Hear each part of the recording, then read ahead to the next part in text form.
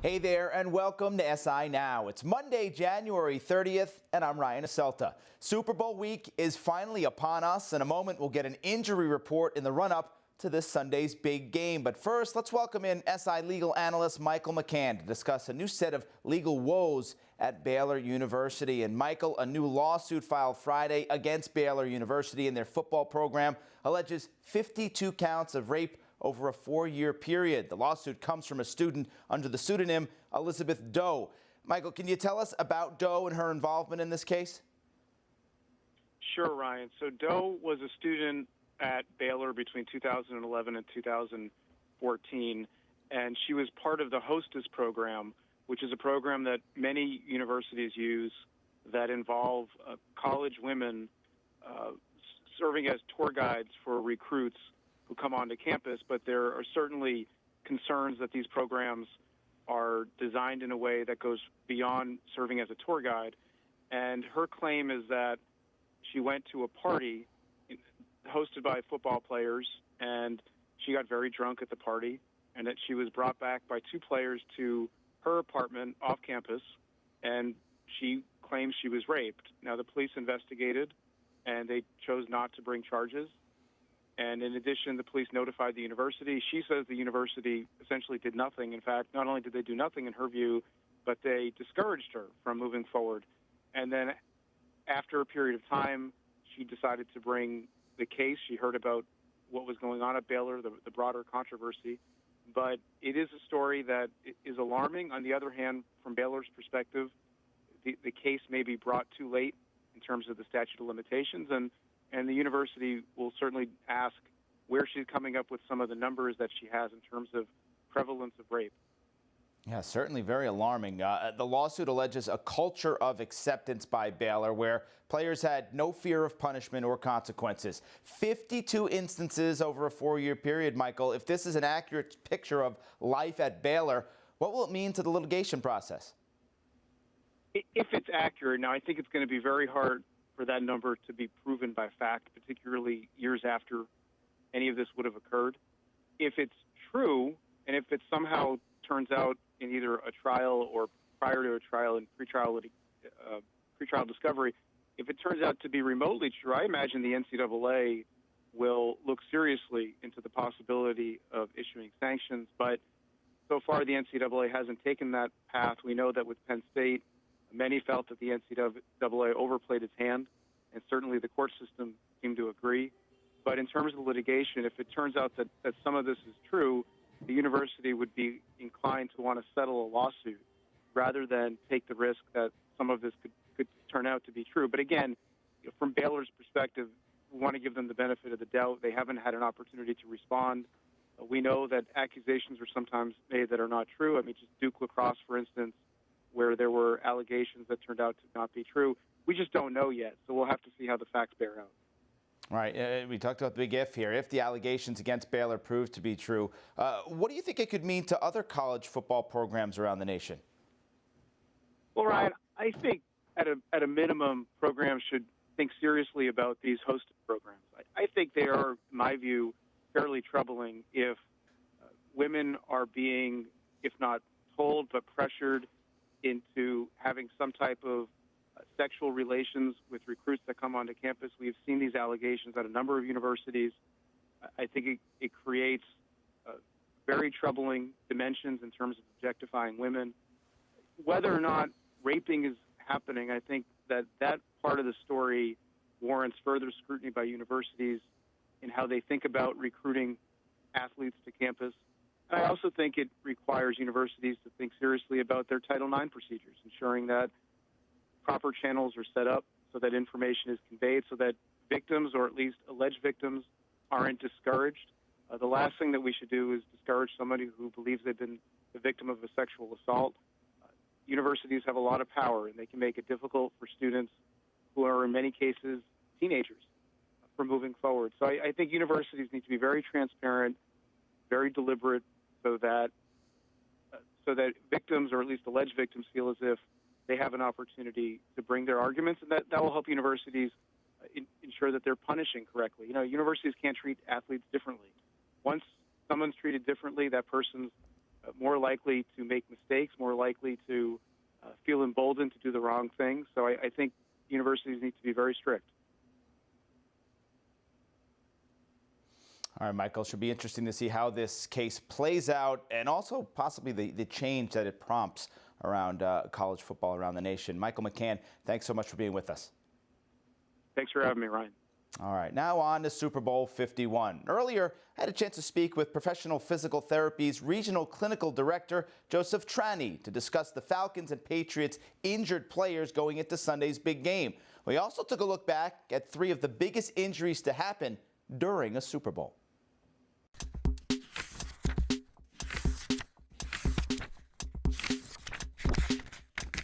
All right, Joe, injuries are always a big storyline heading into the Super Bowl. Teams, they have that week to get healthy, and then they start practicing again. Let's talk about both teams and their injury status. On the Falcons side, Alex Mack, offensive lineman, left the NFC Championship game with a badly sprained ankle. He was stepped on by one of his teammates. When you look at that ankle injury, he didn't practice at all last week. How long is the typical recovery time for that? Not knowing exactly the extent of the injury and his medical background, usually most ankles can take anywhere from an easy ankle sprain could take anywhere from 1 to 3 weeks.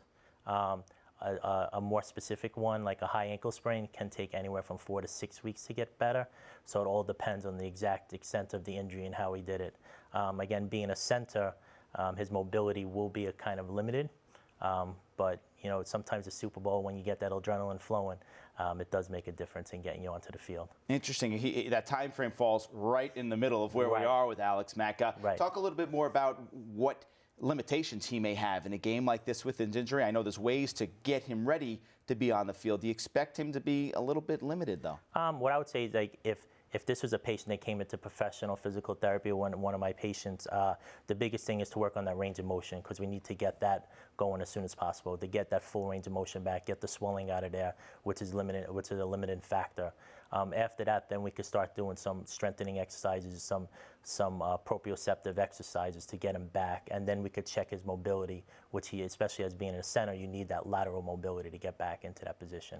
Obviously, time is of the essence. They're ramping up that recovery this week. Other side of the ball, the Patriots, also an ankle injury there. We talk about their tight end position's been ravaged. Rob Gronkowski out for the year after back surgery. Their other tight end, Martellus Bennett, dealing with an ankle injury. His is a little bit different, though. It sounds like there's a bone issue there, possibly a cracked bone, some bone chips. Let's explain that injury and what Bennett's dealing with. If it's on his fibula where he has some of the chips in there, that's a non-weight-bearing injury. So again, you can get back a little quicker with that. A perfect example was Jack Youngblood that played with the Rams. He was able to play in the Super Bowl with a fractured fibula, played the whole game, and actually played in the Pro Bowl the following week. So the Super Bowl does some miraculous things for some of these guys, getting them ready to play. Insane. We're talking about a different type of toughness, right, I'm sure, than some of the patients you see in your office, right? Definitely, yeah. I mean, like, you know, we get a patient in with the same injury, you know, they would either be placed in a boot right away, some type of walking assisted device as well as that. And then again, the same key is trying to get that swelling out of there, get them back as quickly as possible to get their return to life. You know, you said the Super Bowl does miraculous things. Trainers are doing some miraculous things as well. When you look at an injury like this, is there further damage that could be done to Bennett's ankle, or the trainers kind of just at this point prepping him to get him to the best point possible to be able to just take the field? Right, they're getting him ready to be able to take this field, and then in the off season, any other procedures that he needs done, then they go from there. All right. Well, of course, for the players, the Super Bowl is the pinnacle of their season and for many their career. But let's make no mistake, they are not out of harm's way by any means just getting to this game. I want to take a look at some of the worst Super Bowl in-game injuries of all time. And Joe, get some of your memories. And let's talk about Super Bowl 23. Tim Krumrie had one of the worst injuries we ever saw in sports, and occurred on the big stage. In trying to tackle Roger Craig, he landed awkwardly on his left leg. That resulted in 4 different breaks, 2 to the tibia, 1 in the fibula, and 1 in the ankle. Joe, I know you remember this injury in this game vividly. This was a pretty gruesome injury to I mean, like, again, I think when it happened, I was probably around 13 years old, so we all thought it was like the coolest thing to see something like that on the big screen. And then when we went to school the next day, our teacher actually made us write a report on it, on that specific injury, and how it affected the game and the outcome of it. So it was definitely a vivid memory of that. Again, it's something that you just don't forget when you see it. 4 breaks, pretty tough to come back and play football after an injury like that, right? It does. I mean, like, immediate surgery right away after that, and just to get him back to his function, his daily life, is definitely a challenge to get back to. Yeah, that was a life-altering injury for even a football player. How about Charles Woodson, Super Bowl 45? Woodson broke his collarbone after making a diving pass breakup in the second quarter inside the goal line. He did not return to the game, and justifiably so. Joe, broken collarbone. At that point, you pretty much can't perform any football-related duties, right? Exactly, and then especially if you're going to tackle somebody, again, your shoulder pads can only do so much to protect you from it. And anytime you're hitting somebody, especially the position that he's in, it's going to hit their collarbone, and then it could cause some increased pain in there. It's definitely a painful injury to experience. All right, how about a bonus one? We talked about toughness with these football players. Terrell Owens, Super Bowl 39, just 7 weeks after breaking his leg and tearing a critical ligament in his right ankle. T.O., against all odds and the doctor's predictions, played in 62 of the 72 offensive snaps, had 9 catches for 122 yards in the Eagles' loss to the Patriots. Have we ever seen a recovery and a performance like this in the game's grandest stage? I think that was probably one of the most gutsiest performances that I ever seen, and I've been covering, high school, college sports, and just to be able to step on the field after that type of injury so quickly is amazing that he was able to do it. And like I referenced earlier with Jack Youngblood, him doing that, I mean, he's a linebacker, so it's a little bit different, but the way that T.O. dominated the field on that game was amazing. Amazing, and I'm sure we'll see some more amazing performances this coming Sunday. We didn't even mention Julio Jones. Falcons have downplayed that injury. He's expected to practice this week, so we'll see how it all plays out. And hopefully these guys come away healthy from Super Bowl 51. Joe Trani, thanks for being with us. Thank you so much. Okay. Thank you.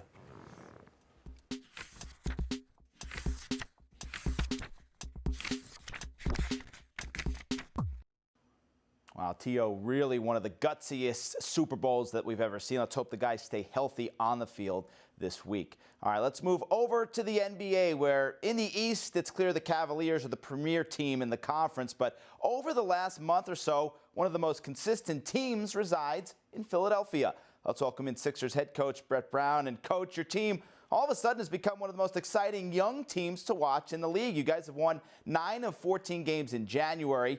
If you could single out one trait that you like the most about your team, what would it be? The fact that we are a team. I think that when you look at the realities of our roster and you look at the experience, either through number of years in the NBA or just basic age, that we've really had to sort of everybody contribute, and we have been able to do that. I think the emergence of Joel Embiid is clear to us and the rest of the league that he is a upcoming superstar. I think, he's got a chance to be whatever he wants to be for many years. Those types of things come to my mind when we sort of point to reasons why we've had some recent success. I know the turnaround is not complete just yet, but how rewarding is it for you to see an arena full of electricity, fans cheering for your team? There's some buzz that's being created around the league, and it all is surrounding the Sixers right now. I mean, this city is such a passionate sporting city, and it is such a basketball city. I mean, think about just the college scene that we have here in Philadelphia. The educated fans, they have had success, albeit fleeting, a long time ago with the 76ers, and so they're just crying for, some successful teams that they can be proud of. And it's been a bloody sort of 3-year path. I mean, I think it's great that they are being rewarded, albeit briefly, and it's not, even sort of close to where we want to grow to.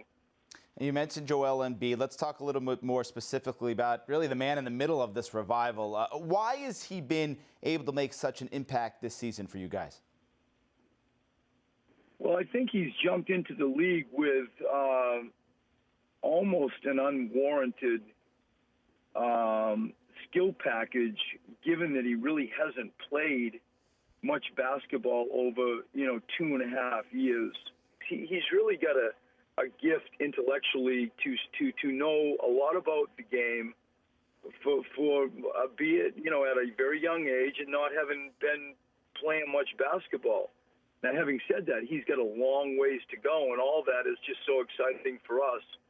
But I think you wrap that all up into a 7'2", 265-pound, young athlete, then you got a chance to grow something that can be very unique to the NBA. Now, the organization, of course, waited 2 years for him to take the court. Did that patience, you think, play a positive role in his development? I do. I think it's always a challenge when young guys can't, go play basketball. Sadly, there's nobody in the NBA that's had more practice at dealing with injured high draft picks, I think, than we have been. From Nerlens Noel to Jahlil Okafor to Ben Simmons to Joel Embiid. Just that patience that we've given all of them, where health rules the day and health is king, was the primary and kind of sole reason, that we waited that long. That's what he needed. It's been a real interesting path, but so far the bottom line is he's playing basketball. He's in a Philadelphia 76ers uniform, and he's ours. And that counts for something. I know he expressed disappointment with not making the All-Star game. In your eyes, is Joel Embiid an All-Star for the Eastern Conference? To me, it's not even close. It's not even close. I appreciate and I understand, why if people looked at, he hasn't played, every game, or there are minute restrictions, and having said all that, for me to sort of see him day to day and watch what he actually does and then sort of judge it on those terms, is he an NBA All-Star talent-wise? I think there is zero doubt in my mind that he is an NBA All-Star talent-wise. And, of course, your team's renaissance is happening now without the services of the #1 overall pick from last June's draft, Ben Simmons. How's he progressing, and when can we expect to see Ben on the court at this point? I think he's progressing well. We still are so very cautious on everything that we do with him. He's got a stable around him, an infrastructure around him that is just so gifted from the medical standpoint, and of just, wide variety of vast experiences to lead and guide him. We are growing him as we should, sort of responsibly and patiently. His return to play is born out of 3 areas. We talk a lot about just the basic health stuff with physiotherapy and sleep and his diet and things that he's doing to strengthen his foot and still stay in cardio shape. And then we talk about the rebuild of his shot, really trying to help grow his shot. And then the third piece is he sits in a classroom type atmosphere with me. And it's sort of like, what everybody might have seen in like a John Gruden, NFL quarterback or receivers type classroom thing. Like, tell me what you see. What are your reads? What do you think? So that when he does come back, the transition is not as dramatic. Like he's in the game, albeit, in his mind and not on a court. Right. And so his return, it's been solid, but it's going to still be a while. So we got the Coach Brown quarterback room down there in Philly. I like to hear that, Coach. Last thing, you guys, along with the wins, you've generated kind of a phenomenon here. I got to ask you, do you raise a cat after every Sixers win? What's funny is that was going on probably, I don't even know, I'll guess 3 to 4 days. I'm such a social media and probably general media misfit. I live in my gym, go home to see my kids, and that's my world. I learned about it probably 4 days late. I find it very, very funny personally. I think, my experience with Ben and his family, the Australian thing has been, I lived over there for 17 years and married one. And so to see actually what it did even in Australia and sort of around the United States raising the cat, I get a smile when I hear about the origin of it. Coach, you can't be that bad online and social media and stuff. You're here on SI Now, and we truly appreciate you being with us. Thanks so much, and good luck the rest of the way. Ryan, thanks for having me. All right, and that's going to do it for this Monday edition of SI Now. We're going to be back with you at 1 p.m. Eastern tomorrow as we count down the days until Super Bowl 51. I'll be joined by former NFL cornerback Charles Peanut Tillman. You don't want to miss that. Until then, stick with SI.com for all the latest news, and don't forget to follow us on Twitter at SI Now Live. Have a great afternoon.